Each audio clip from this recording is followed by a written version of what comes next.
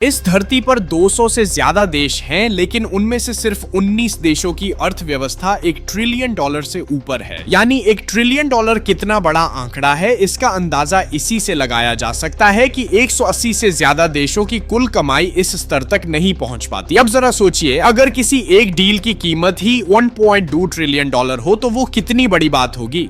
दरअसल हाल ही में अमेरिका और कतर के बीच एक ऐतिहासिक समझौता हुआ है जिसकी कुल वैल्यू $1.2 ट्रिलियन बताई जा रही है। इसे इकोनॉमिक एक्सचेंज डील कहा जा रहा है। इस डील के तहत कतर अमेरिका से कुल 210 यात्री विमान खरीदेगा जो कि बोइंग कंपनी बनाएगी।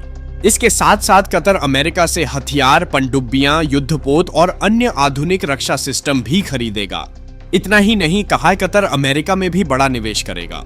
बताया जा रहा है कि वह अमेरिका की रियल एस्टेट, स्टॉक मार्केट और टेक्नोलॉजी कंपनियों में $200 अरब से ज्यादा की रकम लगाएगा। इसके अलावा एनर्जी सेक्टर में भी अरबों डॉलर का निवेश किया जाएगा।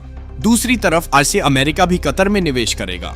अमेरिका ने वादा किया है कि वह कतर के एयरपोर्ट को और आधुनिक बनाएगा, टेक्नोलॉजी पार्क बनाएगा और कतर की गैस और ऑयल फील्ड्स में भी काम करेगा। कुल मिलाकर इस डील की कुल कीमत $1.2 ट्रिलियन मानी जा रही है, जो अब तक की सबसे बड़ी डील है। इस डील का एक और बड़ा पहलू यह है कि कतर द्वारा दिए गए 210 एयरक्राफ्ट का ऑनर्डर अब तक के इतिहास का सबसे बड़ा एविएशन ऑनर्डर है। इसकी कीमत करीब $6 अरब है और इसमें आगे और बढ़ोतरी भी हो सकती है। लेकिन अब बात करते हैं इस डील की हकीकत की। अमेरिका के पूर्व राष्ट्रपति डोनाल्ड ट्रंप इस डील को अपनी बहुत बड़ी उपलब्धि बता रहे हैं। वो इसे अपने कार्यकाल की बड़ी जीत के तौर पर प्रचारित कर रहे हैं। लेकिन अगर पीछे देखें तो साल 2017 में ट्रंप ने सऊदी अरब के साथ भी इसी तरह की एक बड़ी डील की थी। उस वक्त भी कहा गया था कि सऊदी अरब अमेरिका से $100 अरब के हथियार खरीदेगा, लेकिन वो डील कागजों तक ही सीमित रह गई। 4 साल तक कोई ठोस प्रगति नहीं हुई। दरअसल ये डील सिर्फ आर्थिक नहीं होती, इनका राजनीतिक और रणनीतिक पहलू भी होता है।